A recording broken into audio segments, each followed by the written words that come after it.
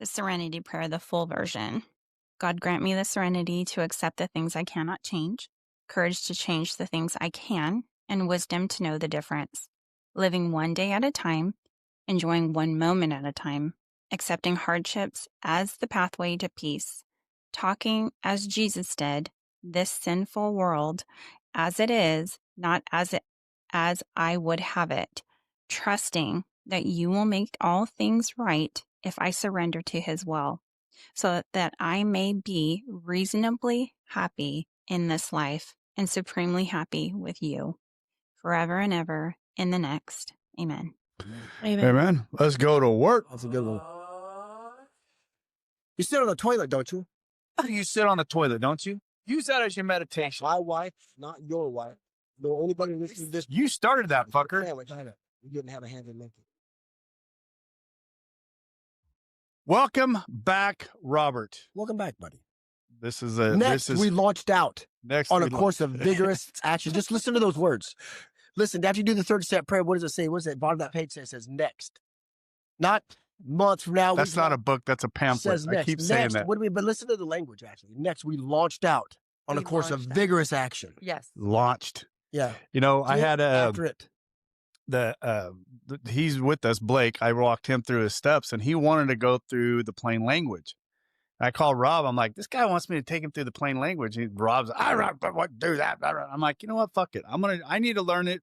You know what? One of the things I've learned is I never discount something if I don't know it. Right. If I don't know it or understand it, and I learned that from a pastor years ago. It says, don't ever talk shit about a religion that you know nothing about it. Right? Yeah. You can't do it. I read that book. So I said, all right, I walked him through it. So we were probably 4, 5, 6 through that. And he showed up here and he had his actual big book. And I'm like, where's the plain language? He's like, Larry, that thing just is not as strong as this one. He goes, I'm learning to enjoy this one. It's stronger. And I'm like, all right, now let's finish. Let him figure it out. Right. And I still had it around here somewhere.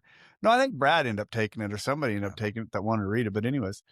So yeah, we got Ashley back. Thank you for coming back, Ashley, and my beautiful little wife sitting over there as well. So we wanted to come back and I wanted to run through a topic with Ashley. Couple things that have been brought up the last couple of days, and that last in Ashley's actual story, a lot of the stuff what I want to talk about right here is going to come up. But so our friend Michael brought up something yesterday, and it's been not bothering me, but in my brain, it's been like, I suffer with the same thing he said. You know, he's a why guy, right? He's a why. Why? You know, because, you know, I get made fun of because when people relapse and they go back out and they come back in, my first instinct is why? What? Yeah. Why? Why did you do that? Because I want to learn, right? It's not for any other reason except for why did you do that? What triggered you, right? Which is a horrible thing because my friend over there will get mad about me saying that, but something changed in their brain. Or what didn't you do? Yes, for sure. And that's something that I'm going to talk about here in a minute, but so I want to know that, right? Yeah. And he was like, people get mad at him for being a why person. And I think I am where I am business wise because I'm a why guy, right? I want to know why. I'm always picking at something, want to know how that works or how can I make it work better? And I don't have a problem with it, but people suffer with it. Like Michael yesterday, he says he gets, you know, people get mad at him because he's a why guy. And I wanted to say to Michael, don't worry about those people that get mad at you for being, keep being that. But because you're interested in knowing how things work. Yes. But when is it enough? Or when is it too much? When is it time for you to accept it, whatever it is as is? I got you. And when are we going to realize that we have people in our lives, good friends who have lost their child, right? And do you think if God came down and said, well, this is why I allowed him to, for cancer to take it. This is why I allowed it. If we knew the answers to why. You think that's going to make you feel better? Well, no. and I don't think we'll ever know the answers to most of it. And we can speculate. I don't think it would help. I don't either. I think that it'll just maybe fill a little bit of a void because of our control. Yep. But I think that's about it. So I'm good with finding answers, seeking answers, asking to a point. But sometimes, asking God why, sometimes it's just accept it. Yeah. And deal with what and quit. But I just read it. Come on. Accepting hardships as the pathway to peace. There you go. Acceptance. acceptance. And I think like I said, I have such a love for that man that when I see him struggle, that I turn into why. Why is he having a hard time with that? Why are people giving him a hard time with that? He's just a why guy. It is who makes it's his But look makeup. how far he's come. Oh my gosh. Since I wish he can see it. I still think amazing. sometimes that he doesn't see where he's come from in the 3 years since he's been in our group, where he's come from that angry human being to where he's at now. It is just an amazing to see where he's at. And I felt bad for him yesterday because the acoustics in that room I was struggling with it. Well, all I heard was the ringing in my ear, so I have to watch people's mouth anyway to kind of read lips. And he was struggling with that. And once again, I got such deep empathy for that guy that I love him. He's going to be all right, though. He's going to be all right. He's going to be all right. So, hey, here's where some stuff come up. And I told you guys, I've been reading this book. It's from Ed Newton, which is the pastor I listen to. And the whole book has been... Is he related to Fig? Fig, yeah, Fig. He's the other brother. Anyways, his whole book has been pretty okay, but it actually started digging into our recovery part, because I come to find out that he struggled with a lot of depression as well. So later on in this book, he starts digging into it a little bit. So as I read through this chapter, this into one chapter and the beginning of another one, I'm like, oh my God, this is some amazing stuff right here. So this is the end of it. It says, there is a power that comes upon you when you finally make the decision to surrender and lay down your idols at the feet of Jesus. When you admit that you are struggling with something and you lay it down the way I laid my depression down, the way I laid my anxiety down in December of 2023, there is a power that comes over you. I don't walk in shame. I walk in healing. Do you know why? Because God is a chain breaker, and I experienced his power when I finally surrendered. I read that and I'm like, wow, God's a chain breaker, right? That was just great. incredible. There's a great song with that same title, by the way. Who sings it? I can't remember his name, but listen to it. Just look it up, Chainbreaker. I'm gonna look that up as soon as I leave. It's a great song. I know, but I even sent that out in the group chat this morning, when I read that, because it's just, when I laid down all my problems at his foot, we got to learn. And he goes in and talks about it in the next chapter, how we got to mind the gap in that. Once we lay it down, this is where it's going to go back to your work, right? It's going to start now the work, just because we laid that down, just because we laid our disease down, our alcohol down, our drugs down, doesn't mean the work just stops, right? There's that gap, right? There's that gap in between there. And I'll explain that right now. I can tell you why the devil doesn't want you to live in the why not you spirit. He wants you to keep you spiritually orphaned and spiritually bankrupt. He doesn't want you to walk in the power of provisions that God offers you when you lay your idols down at his feet, right? He wants to keep us in that chaos. In bondage. He wants us to keep us right there. Minding the gap begins with changing your mindset, and it involves understanding 3 key things: your triggers, your tendencies, and your trajectories. Let's look at each one of those. This is what I wanted. This is the list that I wanted, the tendencies, right? As you lay down the thing that is keeping you from God's plans and purpose, you have to fill in the gap that starts with the tendencies. You choose when you face the triggers. Hiding. You don't let anyone else see your pain, the pain you are in, right? That's some of your tendencies. Changing your image. You alter yourself so others like you. Did you do that? It's a mask. Yeah, it's a mask, right? And depending on who I was around, which mask I was going to wear. Yeah, chameleon. Yeah. Chameleon. You could be anything you wanted to be in whatever group you were in. Just as long as I wasn't, I'm good with being alone, just as long as I was in. Right. I could be anywhere, anybody, as long as it wasn't me. Right. But in my mind, I was me. Oh, for sure. I was 100% me. The first person we lie to is ourselves, and once we're thoroughly convinced, right, then I'm going to lie to you. Yep. And then I can actually believe my lies and get away with it. And then the light is taken from me to you or to whoever else. Yeah, absolutely. Denial. You pretend that nothing is wrong. I'm good. I'm fine. Oh, I was always fine. I'm no good. matter what I was going through. Fine. I was fine. Fucked up, insecure, neurotic, and emotional. I always say it ecstatic, but you're right. Right. Freaked out, insecure, neurotic, and ecstatic all at the same time. Settling. It'll always be this way. Nothing will ever change. You had me hear that? Yeah. It's exactly that's. We're both point. Yeah, well, it's because I knew that I was going to be reading this, and when you said it, I'm like, oh, that just fits right in. Nothing will ever change. That's the tendency that we got into. That's where the enemy, and that's where our mind, because our mind is, like the book talks about, the doctor's opinion, our mind is our enemy. Right. Our mind tells us we're well. Like I said earlier, this is my problem. Oh, yeah. Oh, yeah. My drugs and alcohol were my solution to that problem. Read it, Rob. I knew that's where he was going. Though our decision was a vital and crucial, was step 3. It could have little permanent effect unless at once, followed by strenuous effort to face and be rid of the things in ourselves which have been blocking us. Our liquor, drugs, were but a symptom. So we had to get down to causes and conditions, which means I wasn't the man I was and didn't behave the way I did because I drank and used. I drank and used and behaved the way I did because the kind of man I was. I didn't have a drinking problem. I had a thinking problem. I had a rob problem. Yeah. But I needed the steps to reveal that and God's power to restore that. And once I looked at that, and once everybody knows the story, Jay broke that down. Yeah. I was doing the I was doing the Fred, this didn't happen. That one. I was doing the Fred Flintstone, I did this, but hey son, go ahead and read that. Yeah. Hey, son, taking accountability. Yeah. And then the ugly crying started, the snot, the tears, and that's when that hit. Yeah, but that was happening day 20 of rehab for me, right? Because I fought it. You said it. I fought it all the way to day 20 to where somebody pointed my character flaws out to me, like I was looking in a mirror and I saw them, and that's when I got that. I broke down and tore apart myself because I was settled and self-sufficient. I got this. Right? You said that. She said well. that. Yeah, I got this. We tell ourselves, I got this. Yeah, I got and this is how I'm going to do it this time. This is how, I don't fuck me up yesterday, but this is what I'm going to do different. And today, how many times did I tell Katie what? I'm gonna drink a water after every beer. I'm gonna do stay this. Hydrated. I'm gonna stay hydrated.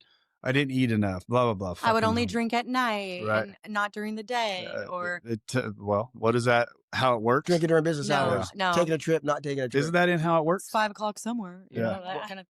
But no, it ended up being where I'd wake up, didn't have anything else to drink, so I drink alcohol. Yeah. You know. And we would justify, rationalize, and minimize it. Yeah. I always had a road dog at the end. Oh, God. I saw a guy coming out of the store the other day, and he had an 18-pack and a tall can. And I'm like, yep, that tall can and not make it home. I had manipulated my interlock device, and I knew how to have at least one Jack and Coke, eat some crackers in my mouth while I'm blowing in the thing. And if I didn't eat enough crackers, then it wouldn't let me go. But I knew that if I waited 10 minutes, that I could try again, and it wouldn't lock me out. So I would eat peanut butter, blow in the thing again, it would start. And then I just couldn't drink anymore until I was done driving because I knew I got away from that point that I would test each and every little work. That's true. Just for work. Work. Yeah. If I could just twist this and I can still drink. And then if I have only one drink, I can still drive. And that's the madness. How can even drink and be fun at that point? Right? Oh, I was still okay because fuck yeah, I can still drink my jug. You know? She's driving down the road. Yeah, because they used to give Mr. Ed, the horse, peanut butter to give him that gas. He's driving down the road. Look at that gal. Crazy. But no, so the alcohol, you know what those devices, they don't actually, they don't test the actual amount of alcohol. It's Everybody listen to this. I don't want to give away my secrets, but they don't test the actual alcohol. If you want to know the advice, $5 for Ashley to tell you the secret. Yeah, I'll tell you the secret on how to get away from your driving device. But I really don't want to. But I did. So it only tests your actual breath. It doesn't test your actual alcohol content. So if your breath, like it's just like with mouthwash, if you blow into your interlock device with mouthwash, it's going to blow over, right? So if you wait 30 seconds and you put a cracker in your mouth, it's not going to measure that alcohol breath because it's not actually measuring the blood alcohol content that you have. It's just off of your one breath. That's why it's quite interesting. If you put a penny in your mouth, copper, that's what I've heard, will also throw it off because it will measure the copper in your breath rather than the alcohol breath. I've heard the same thing, but I've never tried it. Never. Yeah, don't. I never got to Here's that my point. bottom line. I've had that thing for 2 years. I don't get it out until May. Oh, you still got it? I still have it. Sweet. And my DUI was in 2014. It is the worst payback I've ever had for drinking and driving. I will never do that again because that thing goes off every 10 minutes and I'm like, fuck you every time. But then I'm like, thank you. I'm grateful that I get to drive. Yeah. Oh, shit. Fuck you. It's costed me an arm and a leg. I will never recommend. Just don't even risk it. It's not worth it. Codependency, you find your value in helping someone else. I never got that in my addiction. I was a people pleaser. Oh, I was pleasing people, but I wouldn't find value in it. I was just pleasing people because that took away from my bullshit if I was helping somebody else. Well, I always knew that there was something I was helping you for. Right. If I was going to do something for you, it was because I needed something from you later, or I knew I could get something from you now. Oh yeah, manipulating. That was my whole thing. Manipulating. Absolutely. Of course, or I would put you in my pocket, so I knew that if I ever needed a favor, exactly, that I could come back and be like, "Hey, remember that time I helped you when you needed it? Do you think you could help me out?" Right. No one ever told me no.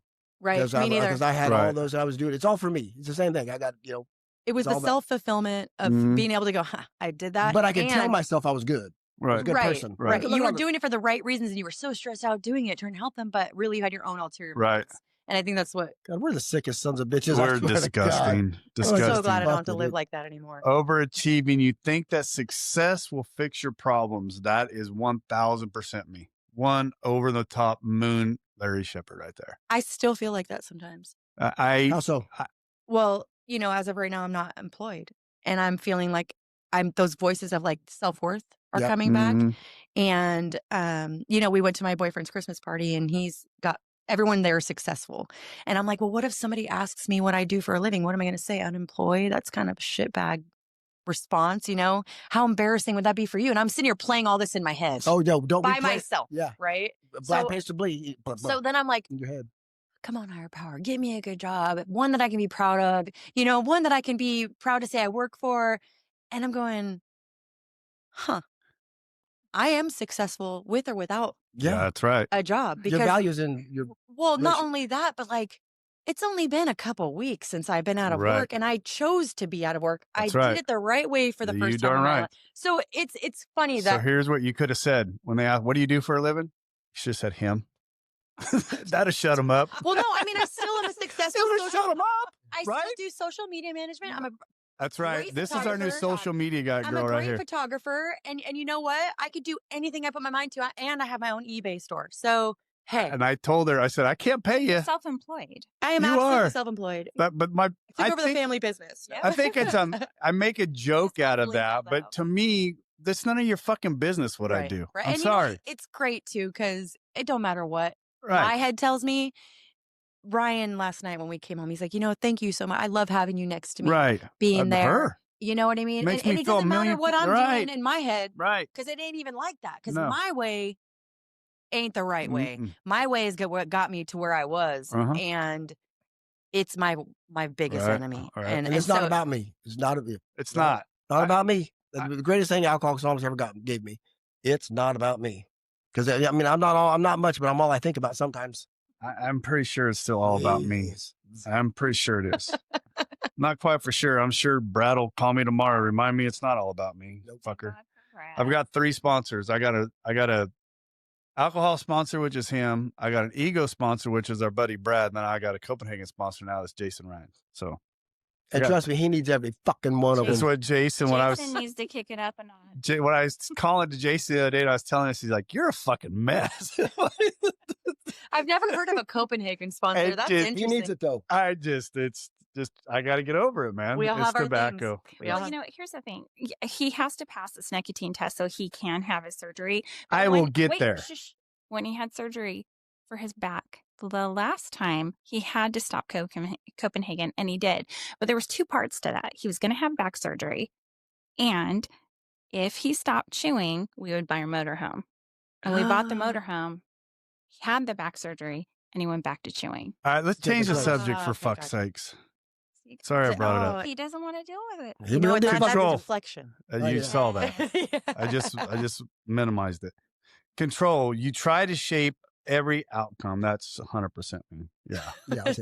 I can manipulate the shit out of I am everything. the same way. But control's an illusion. We can control our attitude and our effort. Other than that, it's a crapshoot. But those 2 things are always under your control. But in our mind, if we could just play, like the book says, write the book. Yeah. If I could just control this person, and if I could just proceed this to be what I want it to be, if I could be the director, it's like a chessboard, right? If I could, if you would just do what I need you to do, then this will all work out, right? If But what about my needs? Well, if you do what trust me. Just listen to me. This is what you need. Yeah, just do what I say, and everything will be fine. Staying busy. Activities are your form of adrenaline. Self-harm. You shift from emotional pain to physical pain. I don't know. I've never done that. These are still tendencies: indulgence in food, sex, pills, porn, alcohol, workaholism, hobbies, and social media. This just goes to the end of where the tendencies of going away. So here's one of the most interesting ones. Here is trajectory, right? This is the part that kind of did I not highlight it? The cycle begins to trigger. This is the part that right here. No one wakes up and thinks, you know what? I would love to be a drug addict today. That is the decision I am going to make today to become a drug addict, right? To put it into perspective, if you shift from 1 degree off course and travel 12 inches, you'll miss by 0.2 inches. That might not seem like a big deal, but the farther you go, the more the degree makes difference. If you shift 1 degree off course and travel 100 yards, you'll miss your target by 5.2 feet. Right. So think about, and it goes on. It just goes on. It keeps going further and further and further away. Think about, and you've heard me say this many, many times. I can remember pinpoint when my alcohol took hold and went the other direction. You said it earlier too, and this is what really made me come back. I know at what point that it went and took that way. My trajectory of change and the way I changed my life and the way my thought process at the time was I can drink. I'm okay because it was after my gastric bypass, right? But what I didn't realize is that I took my food addiction, right, from when I was 405 pounds. I took my food addiction and just transferred it over to my alcohol addiction. Now, it took another 10 years before that addiction got completely gripped on me. But the trajectory of my life, I switched course just a little bit. And by the time 15 years down the road, I was 6 miles away from where I was at the day I started. Right. Yep. And I think that happens with so many people it happens to you, right? You said you started using alcohol or drugs, as on the weekend, just going to be a weekend. Yep. And I think if you had to go back, that's when your trajectory just went completely. But I off. was an addict way before that. What didn't you say that? But the behavior, yeah. The isms. But you didn't know that's what you were at that point in time. No, I didn't. Right. No, I didn't know. No, but I definitely. You say that now. I mean, the cigarette thing, for instance. That's crazy. I've never heard that before. I think about it now and it makes me just cringe. Right. It's like a disgusting, forceful, why? Right. That why? Right. Why did you do it? I have no fucking clue. Right. It was so gross. And I still look back at it and go, God, I did that. I know, but it still goes back to, I just want to know there had to be some thought process. I can tell you right now, and once again, going down a road that probably going to piss Katie off, I can tell you right now, every time I go to put a chew in, I know why I do it. I know why. I know why I don't stop it. At 7 years old, you have no fucking no. That is just to go to show right. that addiction and my genes insanity are that deep and sick for sure for me. And that's a question I was going to ask you earlier. Is you've already alluded to your parents, but was there addiction before them? Their parents? Oh yeah, my dad's mom smoked ultralight Virginia Slims all day long. She had the most wrinkliest face you've ever seen in your life. She would just sit there and smoke and smoke and smoke. And on my mom's side, my real grandmother died of colon cancer when my mom was 16, and my grandpa drank every night a whole bottle of wine a night. I mean, by the time I think his eyes were so gray by 6 o'clock that he was no more. He was just drunk. You know what I mean? And his dad was a drunk. Yeah. And my mom generational. Oh, absolutely. Mm-hmm. To the fullest. Yeah. To the fullest. My aunts are all addicts. On my dad's side and on my mom's side, addiction runs deep in my core for sure. The force is strong in this one. Absolutely. Because I think some people don't think that it's truly, like you have a problem, but it doesn't necessarily mean that your brother's kids will have a problem, and well, then see, that's my fear. It's a generational thing, right? But you got to break the chains that bind you. Yes. And I am the first person in my family to overcome addiction besides my mother. But I saw my mother in addiction as well. So, and I don't have any children. So it would be up to my brother who's in active addiction and his kids. I mean, if I can see your Coke ring around your nose on FaceTime and they're sitting right next to you, what do you think they see? Mm. And remember being 11 years old. What do you remember about Right. me? I remember my trauma at 11 years. I know what my parents were doing at 11. Don't think for one second that an 11-year-old boy don't know what that is around your face. Right. You know what I mean? Right. She just brought up an interesting topic. I think I'm the only one in my family that's ever been to rehab. I think I'm the only one in the family that's ever actively stood up and said I'm an alcoholic. Well, I only know the story of what you've told me about your grandpa. No. I'm talking, but no, for sure. But nobody ever called him an alcoholic.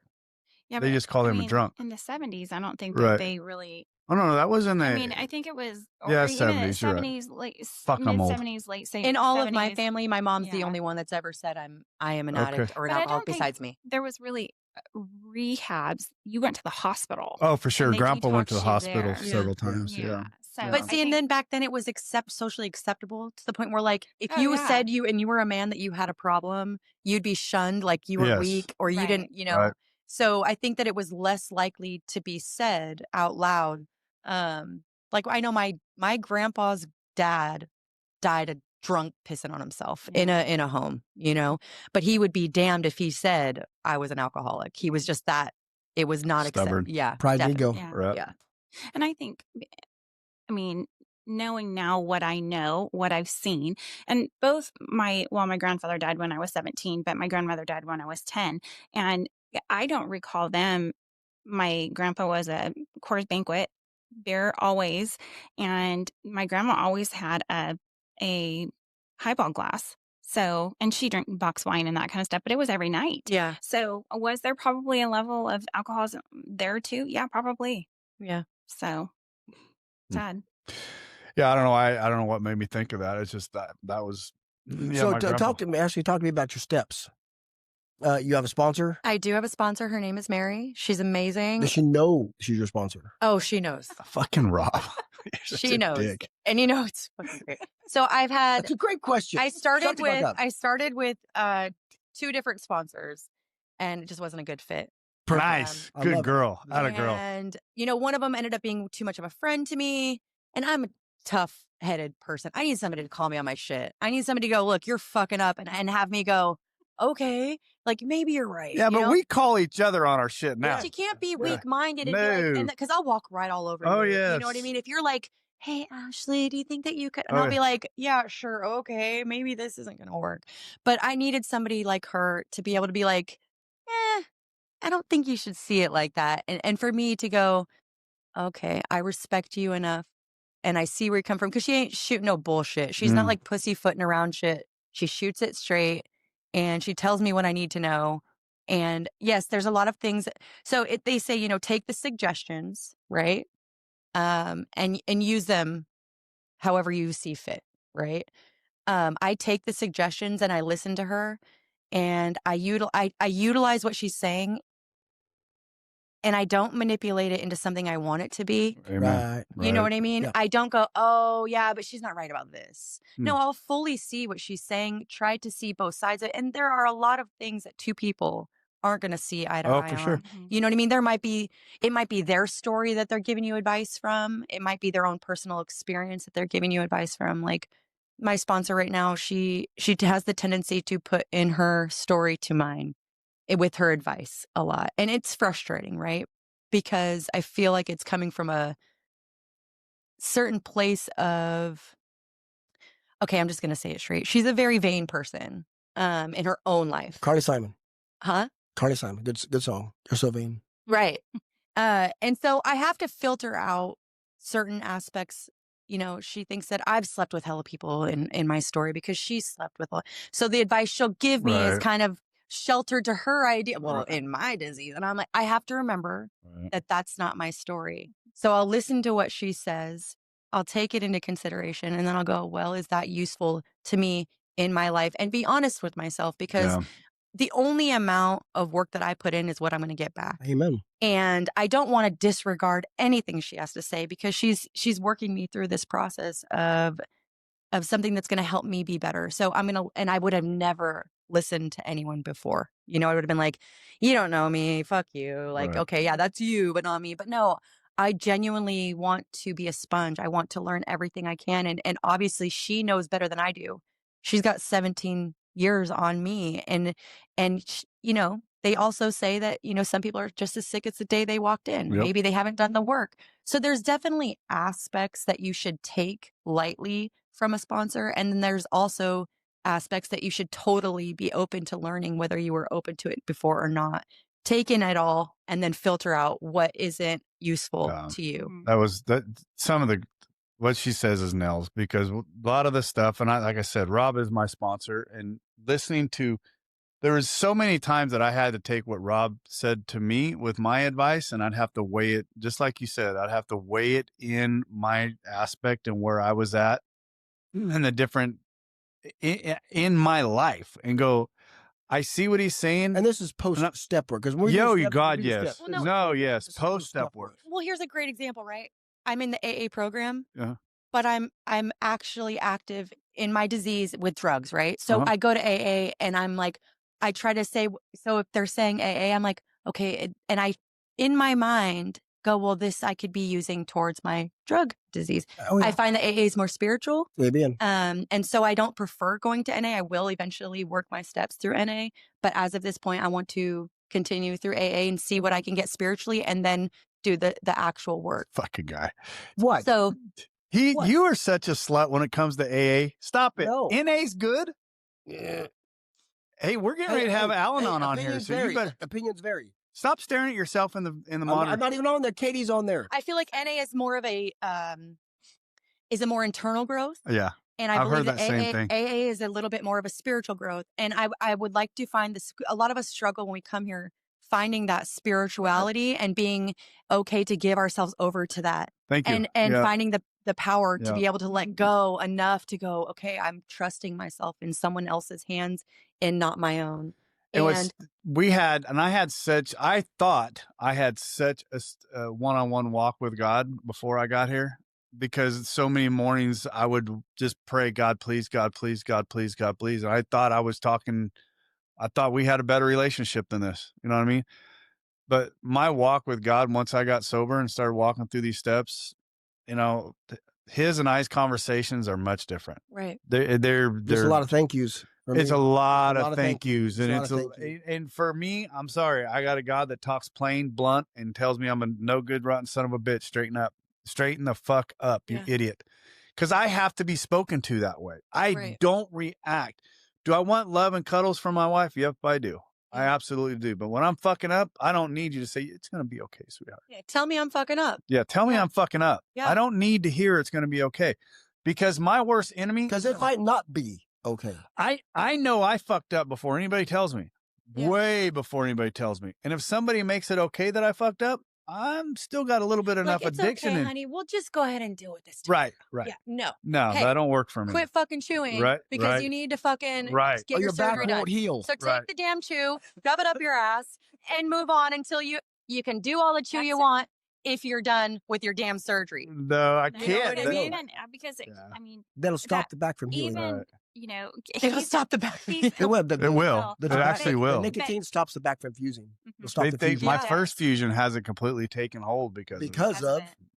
But it also increases. There's a lot of surgeons who won't do any surgery on someone who smokes because of it, and you don't heal.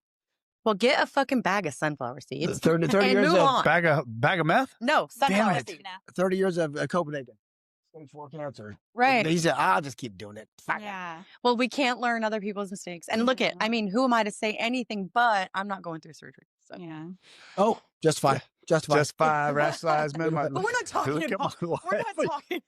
We'll get Katie. We'll fucking get him. No. No. She knows what was just about ready to happen. Yeah. So back to your question. What did you want to know about my steps? Just the steps. I mean, I love them. I mean, these were, if you ask anybody in my family, my wife, you know, because we were, who were we talking to? Who was on here the young lady? The last one that was on here. We had Conchetta. But okay. Oh, no. Yeah, Conchetta. Well, someone had asked me, okay, going through the cancer, how much did that change me as a person? That was Conchetta. And then Bonnie said, no. What changed him more as a person was doing the steps more than anything else in his life, as my wife's known me since I was 6. More than anything else, him doing the steps changed who he was more than anything, more than cancer, more than anything. And that's powerful. Yeah. Mm-hmm. So I love these. These saved my life. Oh, that was Nathan. It was Jamie. Jamie asked you that. Yeah, that's right. That's right.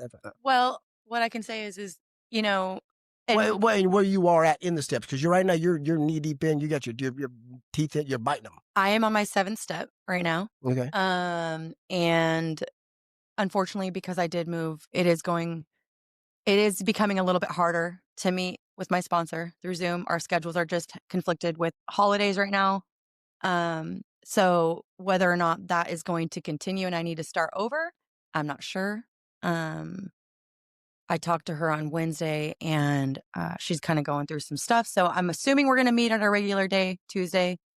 If we don't meet again this week, I've already decided to move on and start over, which I would hate to do because I'm liking where I'm at right now with it. But if that's what God's will for me is right now, that's what God's will. Let's kick him in the ass. Yeah, but who's to say, I mean, not saying that you should go away from who you're with, but who's to say that a change isn't what you need to really motivate you to get through them? Correct.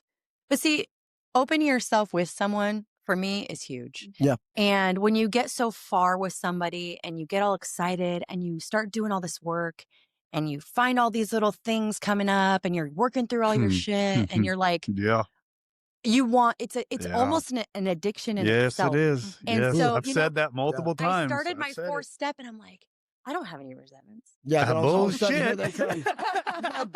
Bullshit. She's like, well, how about in your disease? I was like, oh yeah, that's fucking easy. Yeah. And then I start writing out my resentments and I'm like, oh, I am resentful about this. And and I'm resentful about that. And then I'd figure out, oh, and I'm resentful about this, and this. And so going through that much of this with someone is like, you're excited. It's like watching a movie and having the power go out halfway through. And you're like, fuck, what's the end like? Yeah. So I'm really excited. And I'm really hoping that me and her get to finish this work together because she can only give me so much. And then, of course, you're going to start over and do them with someone else. And I'd like somebody that's local anyways. There's nothing saying that you can't finish those steps with her, but I believe Rob said it, that there's people who've walked the steps multiple times with different people every time. Right. That's my intention. Yeah. As soon as I finish these with her, I want to work. Because you know what you'll find is because eyeball to eyeball is always better. Yes. Well, and you'll find that when you start clearing, so it's like a pond, right? And you got this murky, leafy, old, nasty green water. And when you clear off that top layer and you start working through that shit and you get that top layer off and you find this little clear patch, well, all of a sudden this stuff's going to come right back up. So you got to clear that little patch again. And then it's finally going to come back up because all that weight was lifted and more until you got yourself a clean fucking pool. Right. And I think that's because right now you're getting the low hanging fruit. That's what we do in the first round of steps. You get, what's killing us now. Right. The immediate shit that comes right to mind. Yeah. But, when I did mine, I was super thorough. Like I said, when I went into treatment, I put both feet in. I asked for homework every day. I would get every piece of it done. My counselor's like, what are you doing? I can't keep, you need more? Like, you're ready for more? She handed me packets and I'm just I was urging to find that girl that I had hidden for so long. So when my sponsor was like, okay, I really want you to be thorough and I really want you to do this work, I was all in. And so I sat there for weeks. And I think that's what's taken me so long is I'm really finding this great release through my step work that that I want to be thorough. I want to be fearless with this. And I'm not afraid. I don't want to just get it done. Like, I feel like there's a lot of people that just get through these steps and okay, I did them. I'm better. And I don't think that's how it works. And so I've really taken my time and made sure that, I've asked my higher power, like, did I forget anybody? And I'll sit on it for 3 weeks. And I'll ask myself throughout that week, like, if I've thought of anybody or if I can think of anything new. And so, where I'm at right now is I'm doing my resentments on myself. Oh. And that's something I don't want to rush. You know what I mean? I'm just not, my will is out of control here. Like, I'm not in control of this. I'm just trusting my higher power is going to show me the way. And whether it's with this sponsor or not, whether we finish it or not, like, everything has led me to where I am. And I knew I left where I was at the right time because everything pointed it to it. Coming here has been an amazing blessing, and change, which I would normally be so fearful of, has not been so scary, you know? So But that's growth too. absolutely. Cause I am a straight, I will completely beat myself to the ground on purpose and on accident and in every way possible. And so I'm aware of that now, and just learning how to be in traffic and not saying fuck you to everyone else, because I'm part of the problem. Except the Prius drivers, fuck them. Well, if I was me, like in my disease, I'd be like, I am the Prius. No, so that's how I would feel. But no, I'm part of the problem because I'm in traffic too. Yep. And so, that's a really good analogy too. I never heard it. How can I be mad at this asshole because he's in my way when I'm sitting here in front of someone else in the way? And so, learning how to a good point. to let go of the control of needing to figure out how it's all going to work. It never works out when you expect it to be a certain way. You know what I mean? It never ends up the way you thought it was going to be. And what a blessing that is, because my way is fucked up. Yeah. Well, I came into this even not knowing how it was going to be. And I didn't want to bring any notes. I didn't want to prepare because it won't come out the way that it's meant to come out. You did a good job too. You know, and to be honest with you, when I'm working these steps, it has absolutely allowed me to finally see the kind of person that I am.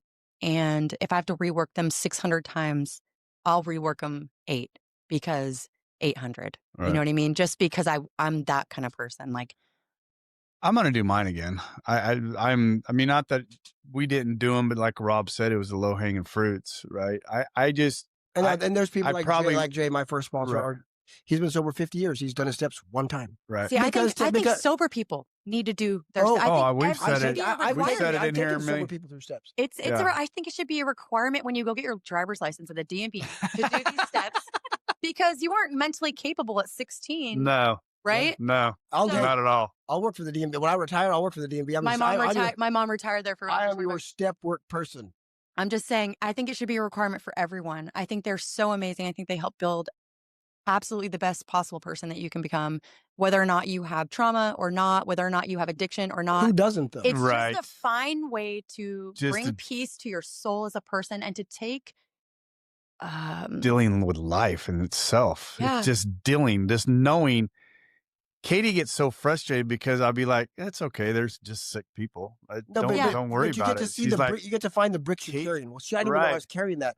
Set it down. Oh, here's I was a rock fear. hound. Here's guilt, shame, remorse. Set it down. Yeah. And the freedom that you get, the light that you get, and it I can gives live. you a peace of serenity. And I'm okay. The serenity is. I'm okay. Like, I can breathe in my own skin. I don't have to worry about what's behind me. I'm not dependent on that person's forgiveness. I'm not dependent on their. I don't care if I walk into the store with no makeup on, because fucking who are you? Right. You know, I don't have any type of care for anything outside of my control anymore. Right. You know, I there's just no reason and that's a powerful feeling. Yeah. You know what I mean?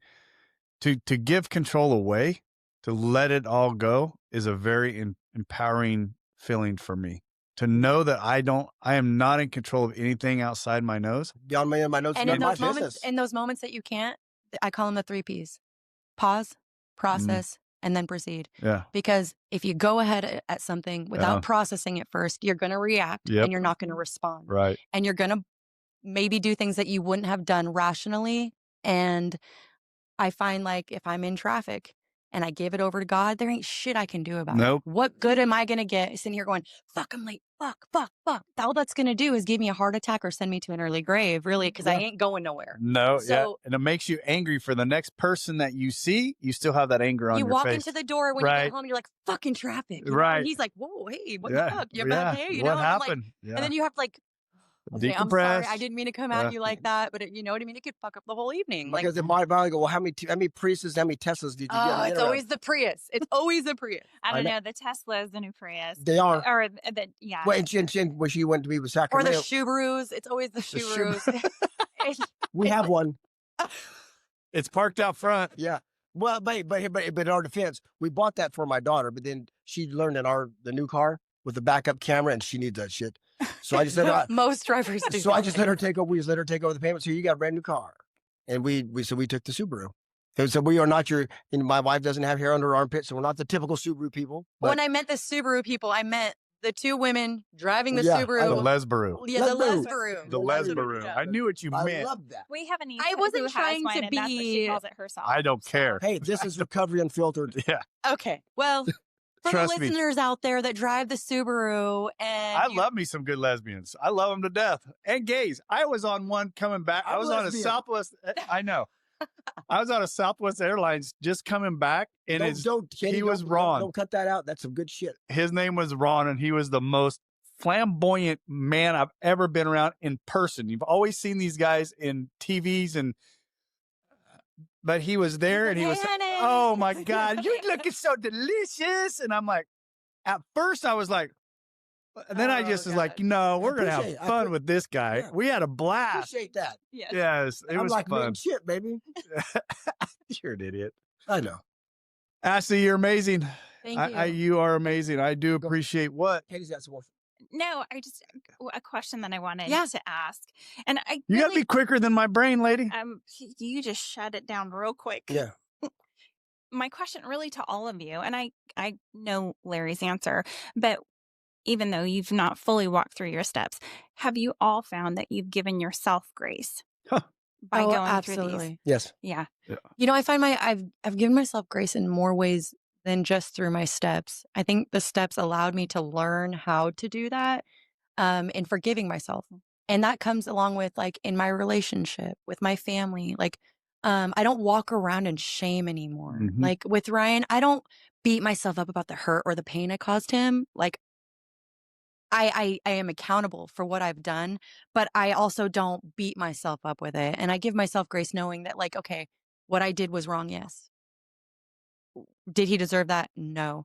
Am I going to sit here and live in it forever? No, absolutely not. And if he chose to do that to me and put it in I would not accept that No. because there's no grace in that. And there's no healing there, and there's no Uh-uh. relationship there. Absolutely There's no. And, you know, I had a friend, and that mutual friend who we've all known, said something to me about somebody that had cared about her and was in a relationship with. And she said, you know, when I was tired and I wanted to take a nap, and I was still fresh coming out of recovery, you know, getting out of treatment. And somebody came home and they were like, well, why don't you, if you're going to take a nap, why don't you just go get a bag of dope? And I was like, who says something like that to somebody Inhumane. in their absolute brand new, you know, fresh out of the world into the world recovery? Because that person's still in there. Right.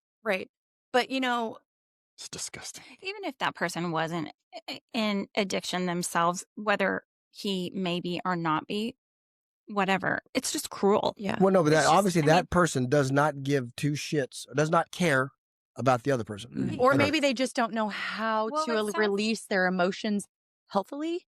And unfortunately, instead of reacting in a way that's healthy, they respond in a way that's completely toxic because that's the only way that's they'll all they get. got. They'll Right. only get a reaction like Yeah. that, you know? That's all they know. Maybe that's all he has to give us, is Right. a toxic Yeah. environment, Yeah. because that's whom he is.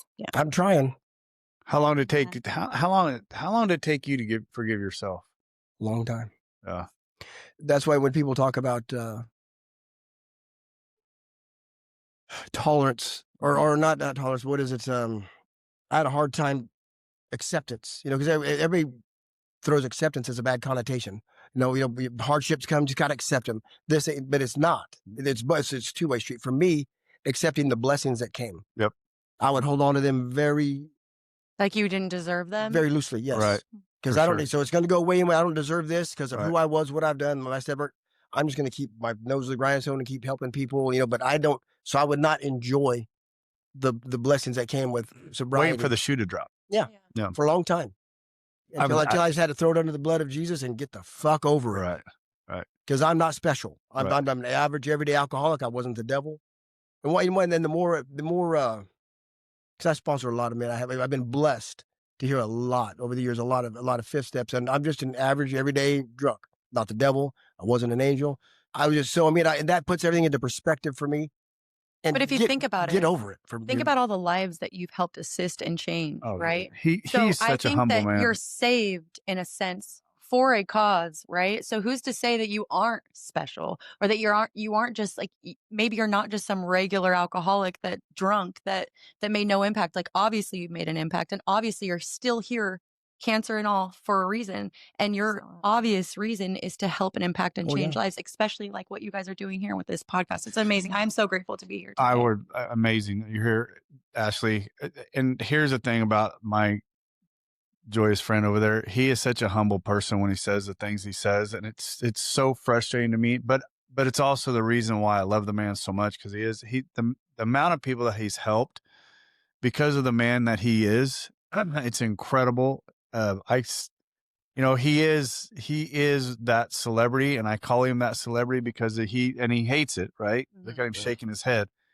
He hates it, but he is that, because if you talk to anybody around these areas who's one of the best sponsors around, they're going to say, Rob, if you really want to go through it. And because he doesn't fuck around. You're going to get in there. You're going to get them done. You're going to get them done. Now, but like he said, he doesn't enjoy those blessings. And Katie's question was, I do now.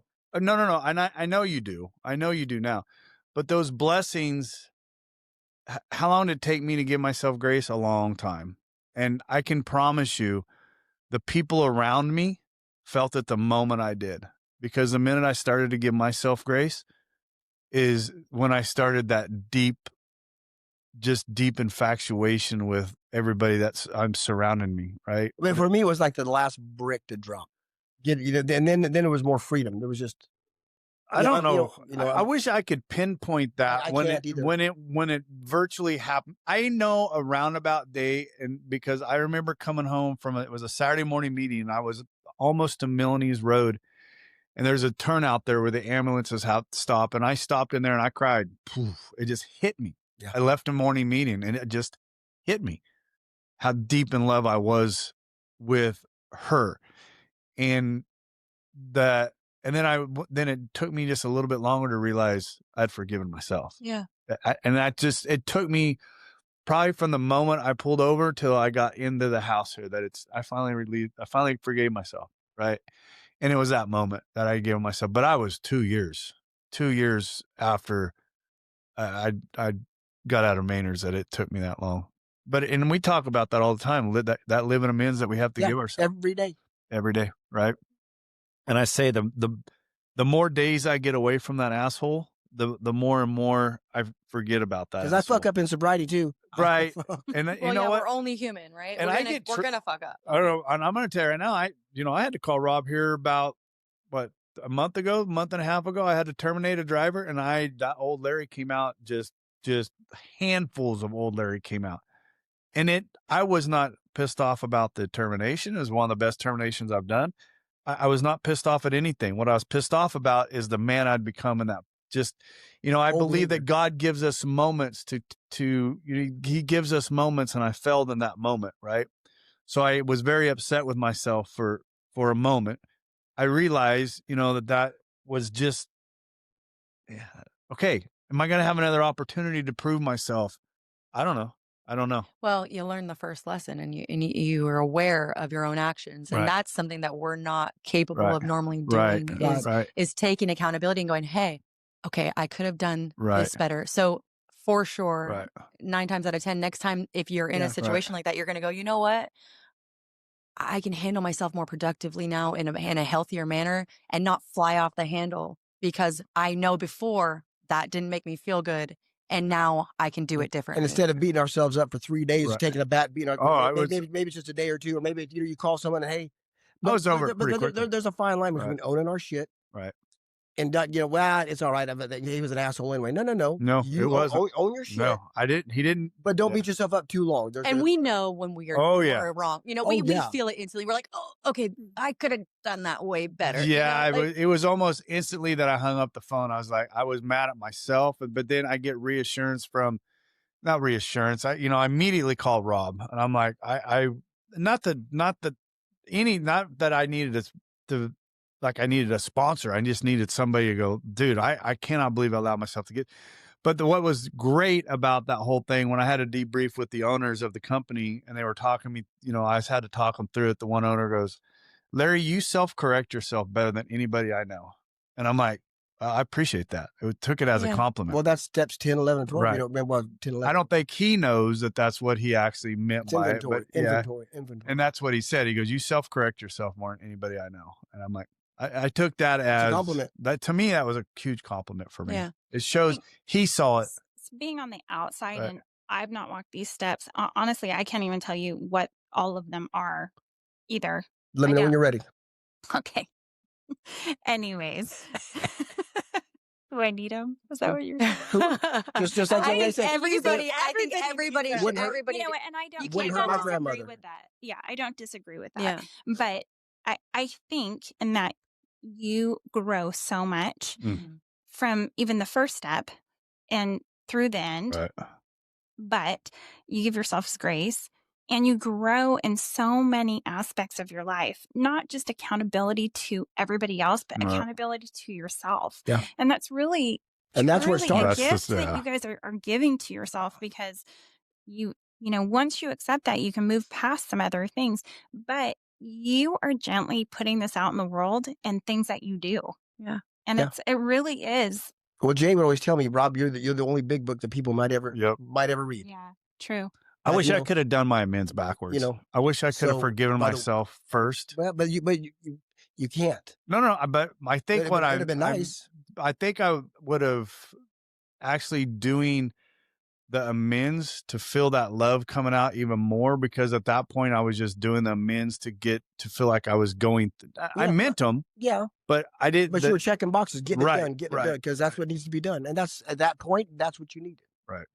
You live the steps, or preach the steps, and when necessary, use words. Rob, where can our audience find us?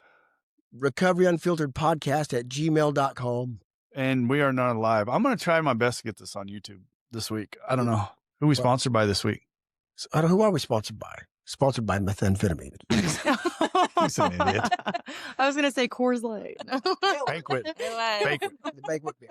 Ashley, you're much Golden, appreciated. Colorado. We do have an opening in our social media platform if you're interested.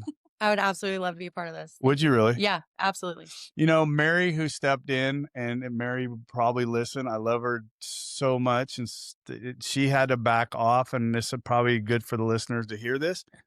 But Mary did have to back off because her and Sean are working through some very personal stuff, and the social media was taking up a lot of her time. So, Personal things in positive, personal, positive things. Oh, yeah. Very positive stuff. So I thank you, Katie. They are walking hand in hand together. Yes. Thank you, Katie, for that. Yeah. And when she called and told me, I was very heartbroken, but very, very blessed that we had the time with her. Because a lot of that, what you said, Katie and I and Bonnie, is her work. Right. I mean, her and Sean together. I mean, I could throw this up right here and say that right there is 100% Sean. Oops, it's backwards. And that's 100% Sean. It's casting up there backwards. Sean just did a bunch of graphics. Right here looking good. Yeah. Sean just did a bunch of graphics. I mean, he was just amazing. Oh, it's coming up right there. Yeah. Sean did he's a graphic artist too. So he did. I mean, they were just blessings for this podcast. And but to have some relationship's still there. Oh, no, for sure. Step back. Yeah. No. Absolutely. It's just a different season right now. Absolutely. It's a different season for him. But yeah, do you want to step in? Absolutely. I would love to help in any way I can. Absolutely. That would be fun. That would definitely be fun. If our listeners can put out good vibes for Sean and Mary. Oh, for sure. For sure. We've prayed for him on here before. So yeah, and Mary's okay with it. They're struggling with trying to have another kid. So they're working on it really together, and we pray for them all the time. So love her to death, and her and Sean. So anyways, all right, we are going to get out of here. I've been rambling for long enough. Fuck yes. Well, thank you guys very much. Thank you for being absolutely. here. That was awesome. Don't you ever affirm that, you fucker. I apologize.